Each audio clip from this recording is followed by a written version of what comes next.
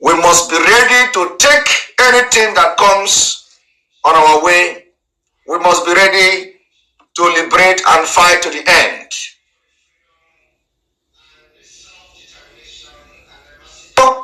Not going to mind whatever the Nigerian is liable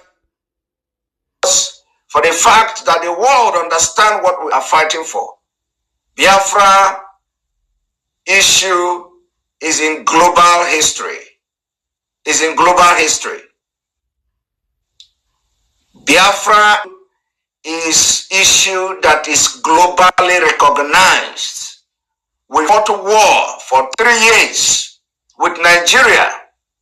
Millions of people died. Today, the children of those people, they're subjugated to all manner of degrading treatment and abuse. We are here today to finish what our forefathers, our grandfathers started. We are here today because when Nigeria war was declared, no victor, no vanquish, was warned by Daniel Effiong. If you do not do children very well, they will rise up again against you. That is exactly what we are doing now.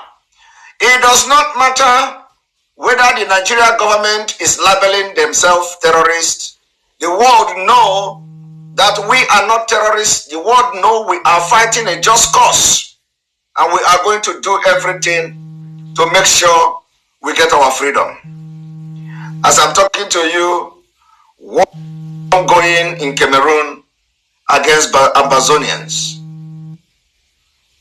As I'm talking, between South Sudan and Sudan, they fought a war for 30 good years. They were not regarded as terrorists. Even the people that were regarded as terrorists in Afghanistan, we see that America is giving them today to be recognized as a government. The condition is only for them to denounce Al-Qaeda. After decades, many years of wastage, American soldiers killed, billions of dollars wasted, American weapons and everything in the hand of Taliban. Upon the fact that Taliban and Afghanistan is ranked #1 terrorist country according to World Terrorism, Global Terrorism Index. But it is completely a different thing when it comes to Biafra. When it comes to Biafra, we are being ruled by terrorist government. We are being ruled by some few people from ethnic group that are nomadic and very heartless people. And we say we are incompatible. We don't have the same cultural value system. And we say we are going to opt out of Nigeria. And for that reason, they proscribe us. Now we have been able to create awareness, global awareness, under the leadership of Mazi Nnamdi Kanu, the highest awareness in history of mankind, especially in freedom and agitation for self-determination. Biafra agitation have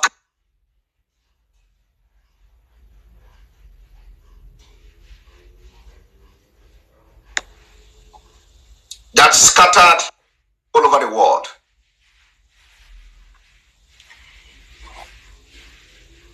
We are scattered all over the world.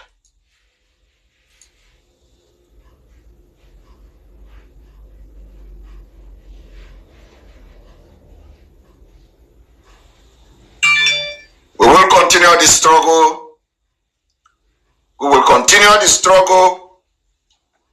We will not be moved. We will not be threatened. We will not be intimidated by any threat coming from anywhere. So when you are in this struggle, the only thing you have to focus is getting Biafra. Do not be afraid of that you are being called a terrorist. You are not a terrorist. You are not a terrorist. And the world knows that. The world knows that. If we go into civil war today against Nigeria state, which probably may happen, if we go into civil war against Nigeria state for Biafra, who is going to call each other terrorist? Is it you? Are you going to be the one that will call terrorist or the Nigeria government?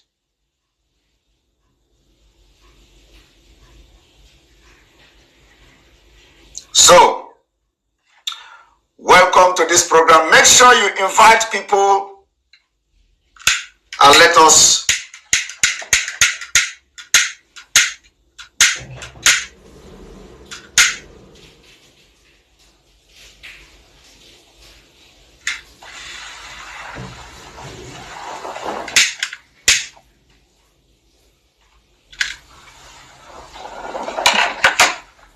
welcome. Now we are going to start what we have come to do this evening. We read in the news that the United States is giving a statement about Anambra election. They want to see free and fair election in Anambra.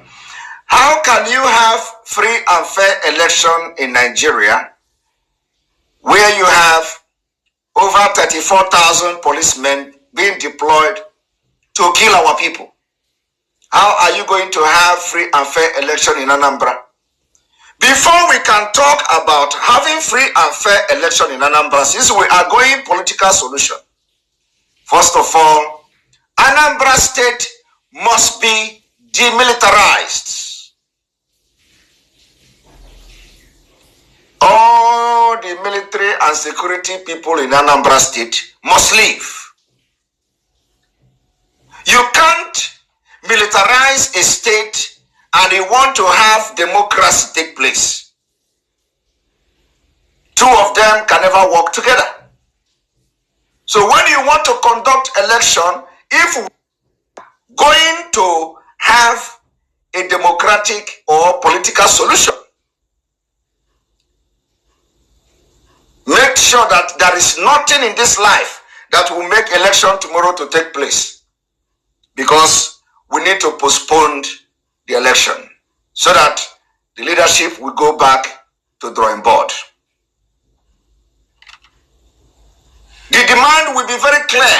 You cannot have a free and fair election when you have police and army everywhere, considering the record of the Nigeria police and the security agent. Very, very bad record. You can never have free and fair election. So, Mazi Nnamdi Kanu should be released. After that, after the release of Mazi Nnamdi Kanu, whatever he say is final.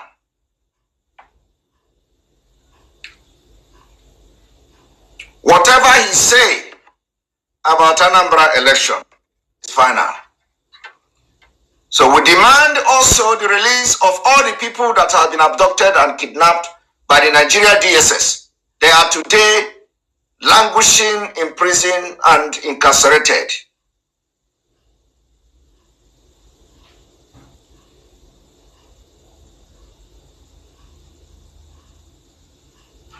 We are going to ask our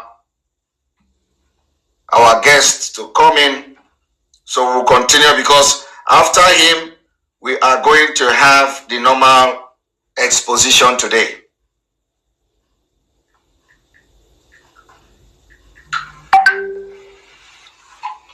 Make sure you hit the like button as you are coming.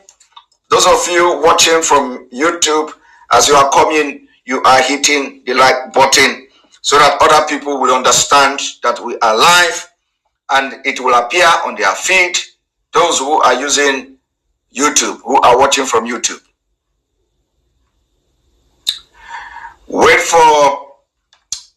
for Dr. Allen to join us. And on this note, let us go on commercial.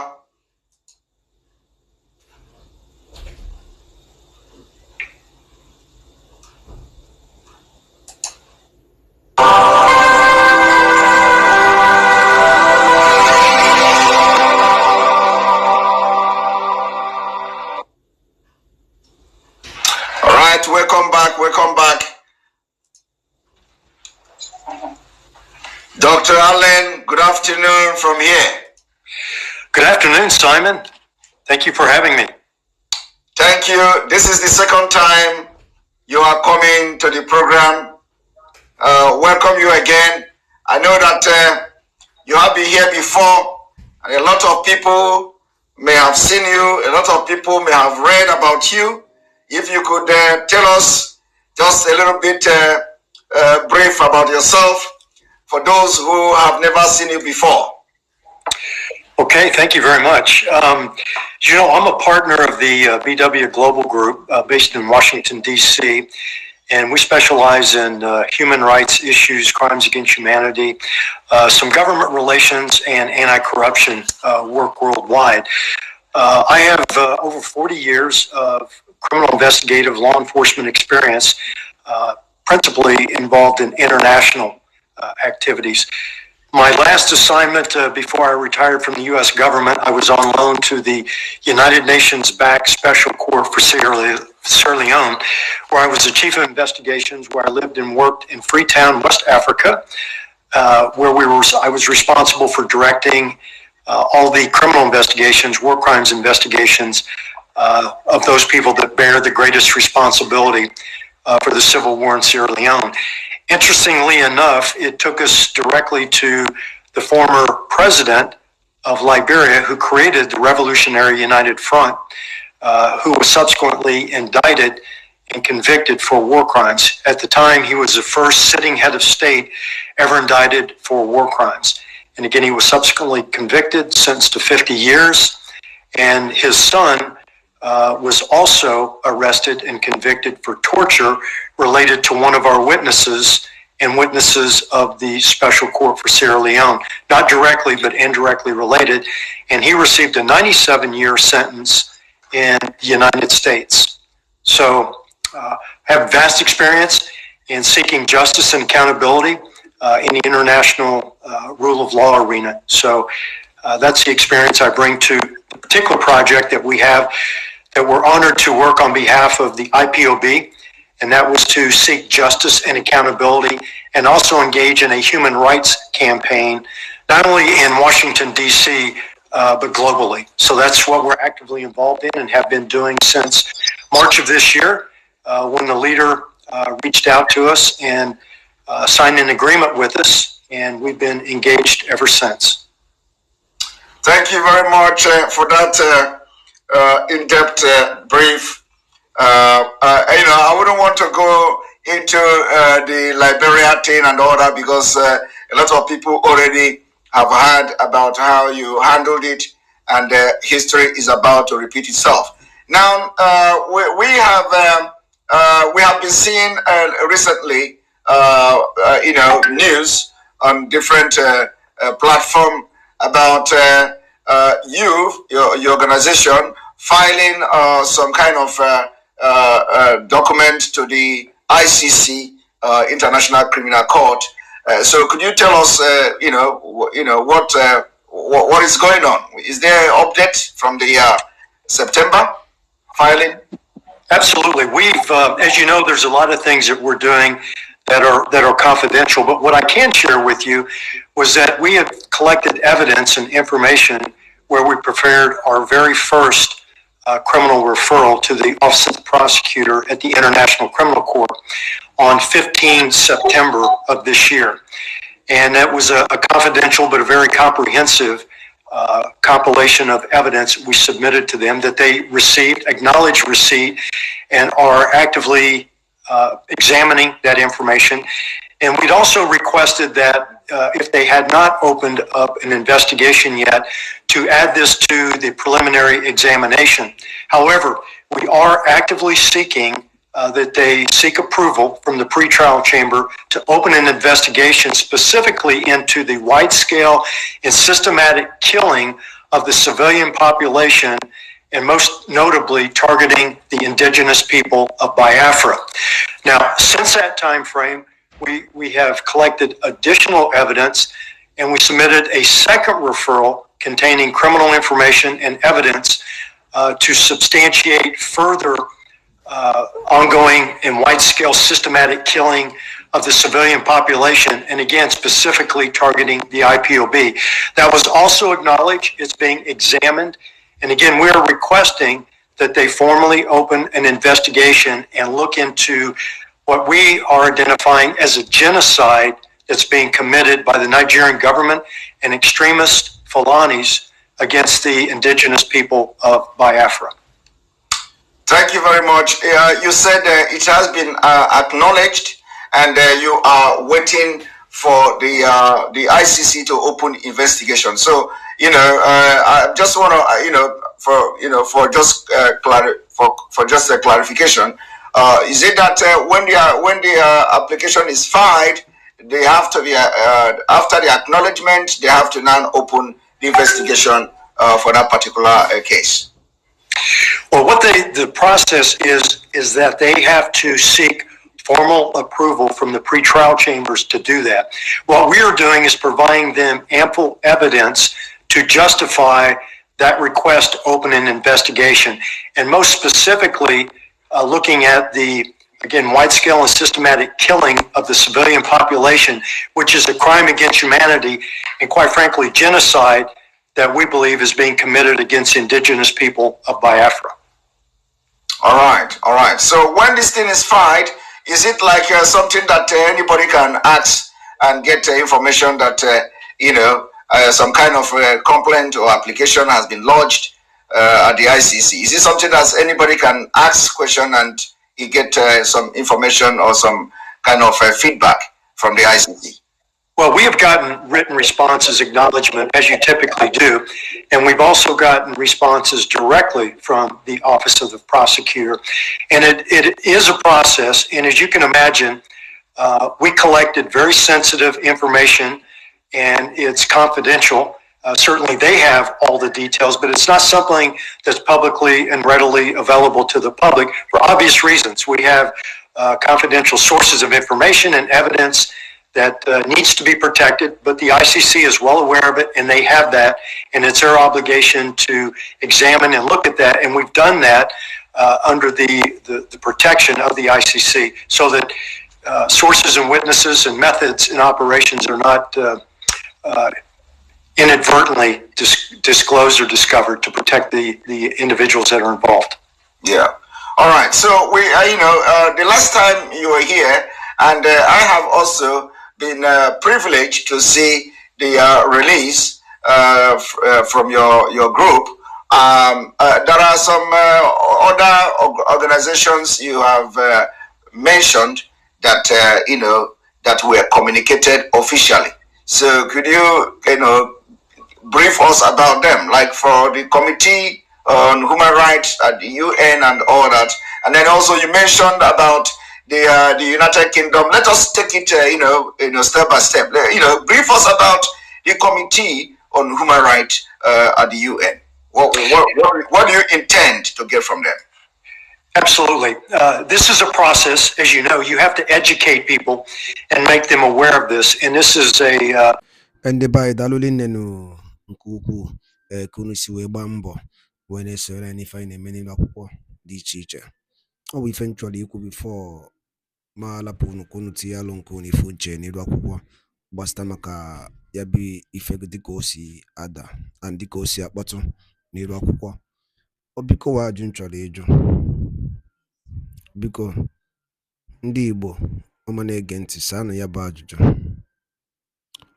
Oge edugokwu n'oge anyị yakpọ n'ụwa anyị meeting nke ịbụọ jụọ ụwa anyị nwanne anyị nwoke anọ n'ụlọ nke mkpọrọ ebe a ka ọ ya anọzi. oge dugo oge onye ọbụla bụ onye Igbo ya pụta tie ebe ya bụ ife ọnụ maka ya bụ ife akarigo. Nnamdi Kanu nwere ife o mere n'iru akwụkwọ tọsifọ ihe ọjọọ mere n'iru akwụkwọ bụ na ọ sị na ọ chọọzi ịbụ onye Naijiria tọsọ ya bụ ife ọjọọ mere and ndị ọha eze niile ma ndị niile were na-ekwuchara ndị Igbo ọnụ fa, nobody is doing something about it. Nobody is doing anything about it. Ife a na-asụ bụ tọsọ ogologo oyibo. Maazị Nnamdi Kanu bụ the leader of indigenous people of Biafra IPOB si na mmegide na-emegide ụmụnne ya dịrị ọzọ ya alụ mma si nye ya Biafra ka ọ na. Okay, to tell you that what that thing Maazị Nnamdi Kanu na-ekwu n'eziokwu, since eji Maazị Nnamdi Kanu check the system of Nigeria till now, the system na-ebezi akwa, everything is collapsing. Always ewere ife ọ na-aghọta. The more you hold him, the more the economy destroyed. He said these things. O kwuru ya ekwu. Ọ bụrụ ife ụmụnna anyị pụta ị na-ekwu bụ kama ka eje yọọ ndị Fulani na mejọrọ ndị Fulani. Chefuo na ha bụ ụzọ wee mejọ ndị Igbo. O nwere ihe ndị Igbo mere ndị Fulani?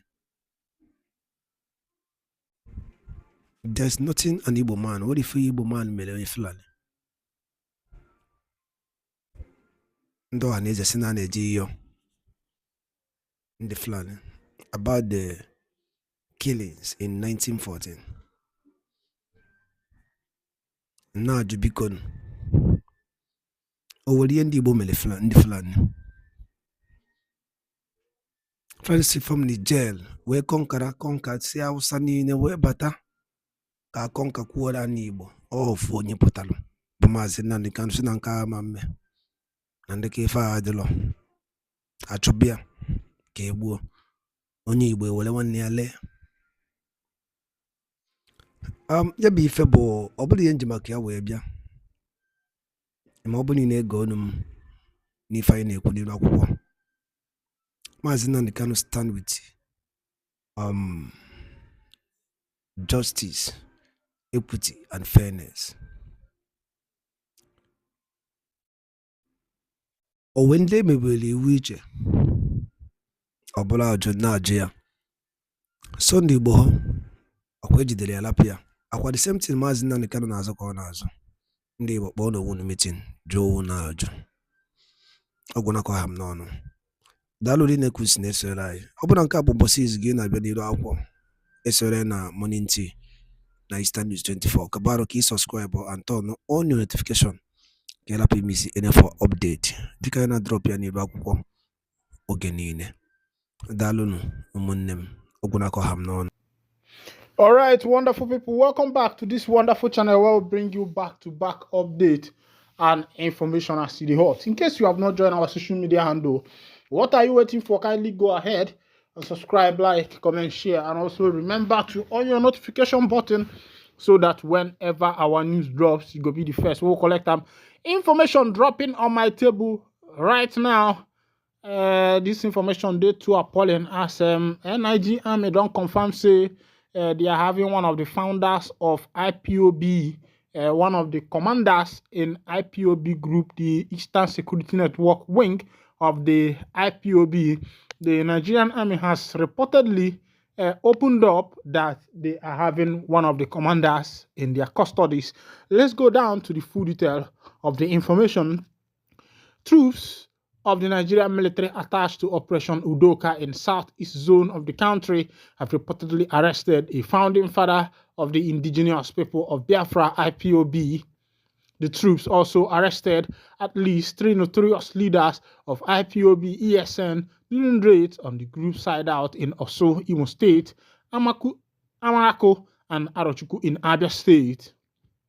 Edward Baba, the director, Defense Media Operation, who disclosed this at Defense Headquarters, Abuja, on Thursday, stated that the troops also neutralized 24 terrorists and arrested 12 violent extremists.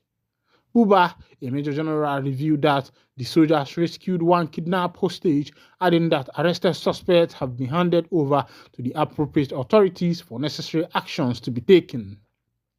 He explained that the raids were carried out in furtherance of the fight to rid the nation of insecurity and take out commanders and leaders of gangs as well as their foot soldiers. Troops at Forward Operation Base also conducted a sting operation that culminated in the arrest of an IPOB leader. The arrested leader, identified as Pius Igu, is a founding father in the ESN group in Osu General Area of Imo State. Similarly, troops at FOB Amarak conducted a raid that resulted in the arrest of another IPOB leader and commander identified as Emmanuel Onwogo. He was arrested in Mbano local government area of Abia State. Related with troops and security forces in a combined sting operation arrested a notorious cult leader named Ifeanyi Rock. He was arrested with them of his combatants in Arochukwu in Abia State, he disclosed. The senior military officer noted that the adversaries engaged the troops in a gun duel during a raid, but they were finally overpowered and suppressed with superior fighting equipment. He added, troops of Operation Udoka neutralized 24 men, arrested 12 violent extremists, and rescued one kidnapped hostage. Troops recovered 10 AK-47 rifle, 15 pump-action guns, 4 locally fabricated guns, 153 rounds of 7.62M special ammo, 111 live cartridge, 2 vehicles, and 4 mobile phones, among other items. All recovered items, arrested suspects, and rescued hostages were handed over to the relevant authorities for further action. Between 15 and 18 of October 2024, troops in separate offensive operation made contact the IPOB ESN in Oso and Obubra local government area of Imo State, River State, respectively. Troops also made contact with IPOB ESN in Arochukwu local government of Abia State. Following the firefight, troops neutralized 24 men and rescued one kidnapped hostage. All right, wonderful people, welcome back. This is how it is happening right now in the land of the indigenous people of Biafra. Of course, the report you just had now is coming from the Nigeria military, who are giving reports on how they have been able to neutralize a lot of members of the IPOB and the Eastern Security Network. And if you can see what is actually happening, the NIG army are always giving information on their own part on how victorious they have been, and on the part of the Biafra army, Biafra Liberation soldiers, they are also giving information on their own part of victory. Of course, you know that this is what is all about. As they be, there has been a major chaos breakout as police, civil defense officers clash. Nigerian police and civil defense officer, that sister security network, have clashed face to face. And I'm wondering, why should there be a clash between the Nigerian police and the civil defense? Of course, both of them are doing the same work. Their utmost interest is to protect the lives of the citizens. But as it may be, it looks as if something ego and other things is taking over the activities of their operation. Let's go down to the full detail of the information. Men of the Nigerian Police Force and operatives of the Nigerian Security and Civil Defense Corps, NSCDC, have clashed in Osun State. Adeleke Kainde, the spokesperson of the Osun NSCDC command, in a statement on Friday, revealed that the problem started on Tuesday, October 22, 2024 at about 8 p.m. when a group of individuals in Ankara clothes with only jacket on top, claimed to be police officers, drove recklessly into Elizabeth Estate with a private Toyota Sienna vehicle. She added that they entered the estate, which is secured by the personnel of the NSCDC Osun State Command to purportedly arrest a suspect. The statement reads, a disturbing incident of barbaric police brutality occurred on Tuesday, October 22, 2024, around 8 p.m. at Elizabeth Estate in Osogbo, Osun State, when a group of individuals claiming to be police officers in Ankara, clothed with only jackets on top, drove recklessly into the estate with a private Sienna vehicle, entered the estate, which is secured by the personnel of Nigerian Security and Civil Defense Corps, Osun State Command, to purportedly arrest a suspect. The personnel of the NCDC on duty as trained officers requested for means of identification, which the individuals who claim to be police failed to provide. Instead, they resorted to intimidation. After their failure to identify themselves, they left the premises of the estate. The situation escalated the following day, Wednesday, October 23, 2024, when a group of police numbering about 20 drove into the estate and descended on one NSCD personnel, physically assaulting him and inflicting grievous bodily harm on him. The video of the incident is attached to the statement. The officer's uniform was torn, he was brutalized beyond description, disarmed, handcuffed like a common criminal, and forcefully taken to Atoja Division before being moved to police state headquarters. Efforts to resolve the issue amicably were made by the commandant of the NSCDC Osun State, Dr. Michael Adarawewa, who raised a team of senior officers who visited the police headquarters. However, the police refused to release the detained NSCDC leader.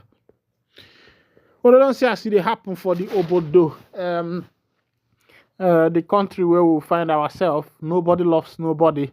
For the Nigerian police to be descending on the member of the sister security, Nigeria Civil Defense Corps, because he requested for a means of identification from police personnel who invaded a state where he is the man in charge, was brutalized the next day.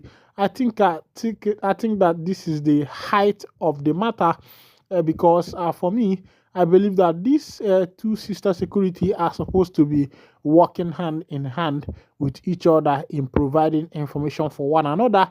But as it is, because of greediness, intimidation, and showing of power, of course, what I understood there is that the Nigerian police is trying to show off that they are bigger than the NCDC.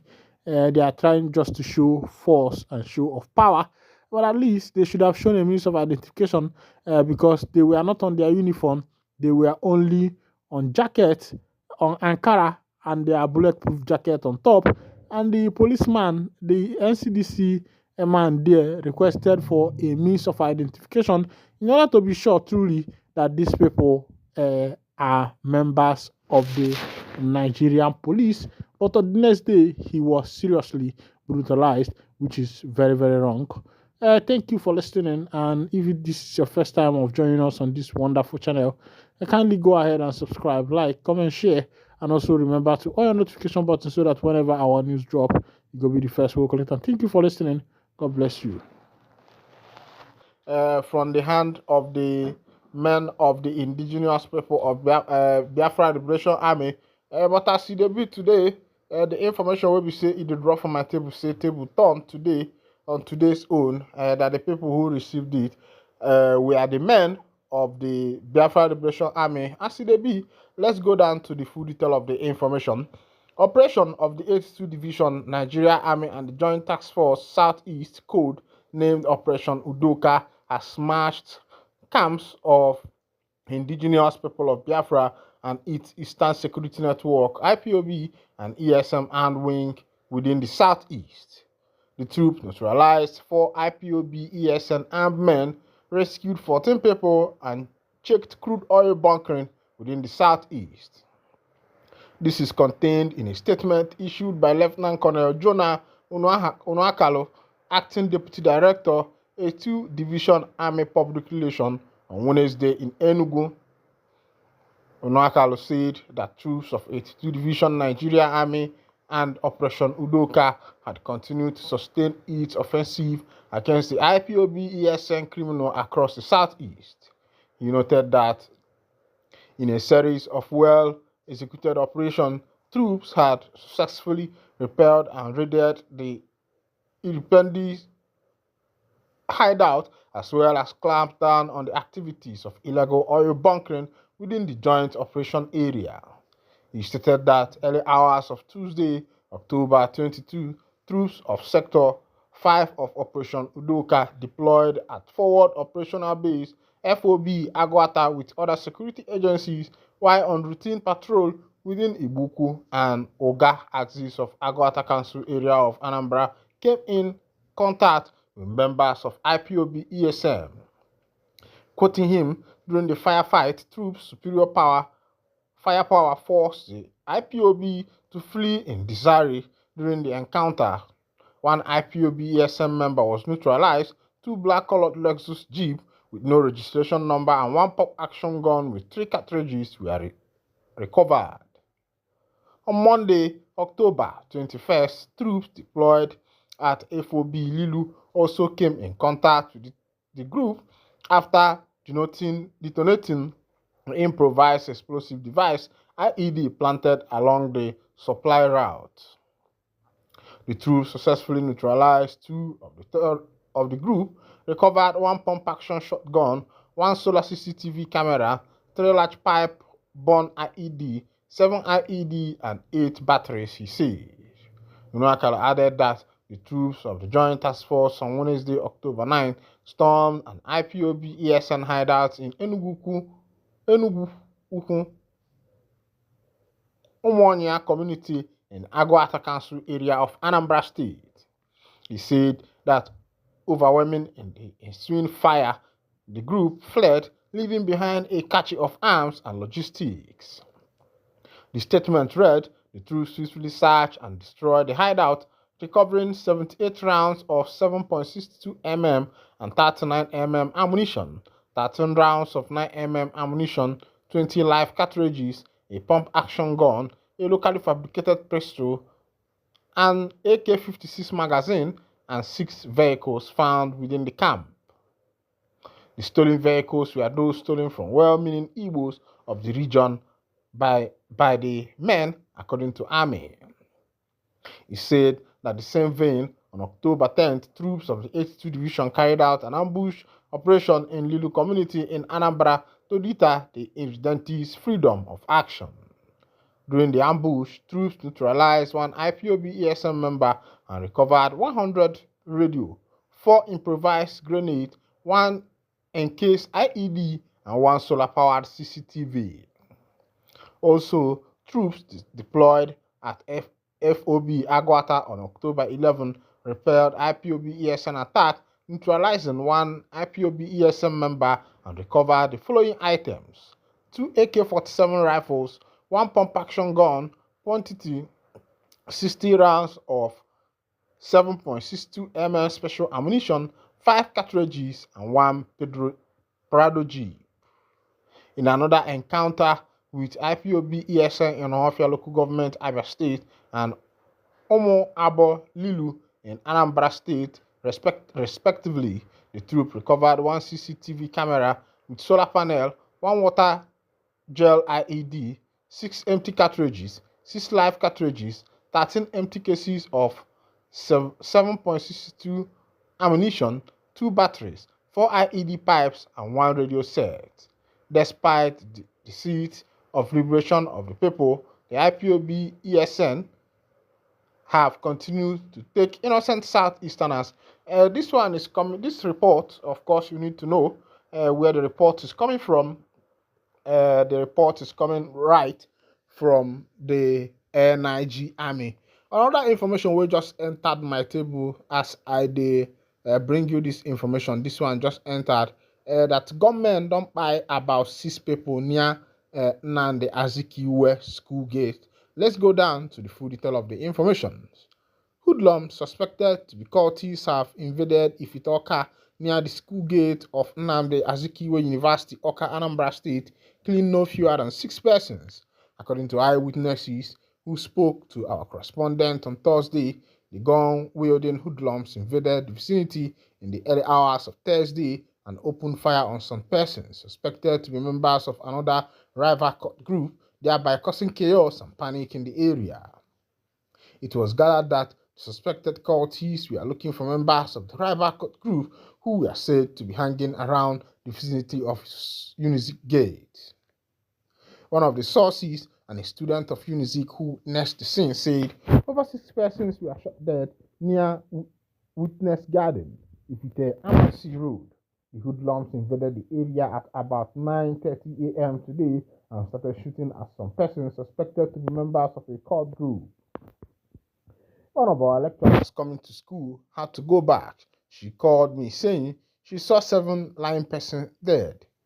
The spokesperson for Anambra State Police Command, SP Tochukwu Ikenga, confirmed the development. He said the police responding team has taken over the scene of indiscriminate shooting today, 24/10/2024, by 9:15 a.m. at Ifite behind Unizik Gate, Oka, by suspected gunmen. Preliminary information showed that the armed men unprovoked started shooting sporadically, and some bullets fatally hit 4 persons in the area and were rushed to the hospital for aid by the police operatives. Also, some empty shell of bullets have been recovered at the scene of action.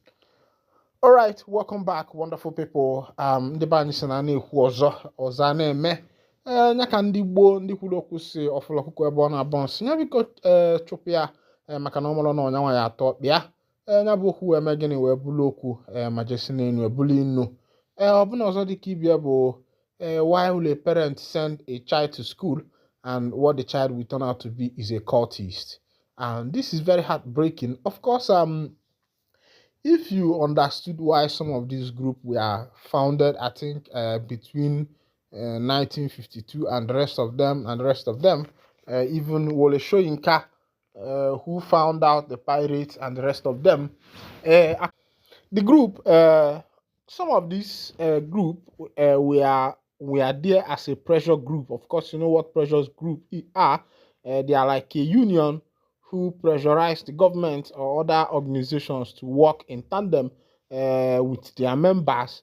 But as it is, you can find out that some of these things today have brought a lot of calamity in our communities, in our schools, and in the life of our children.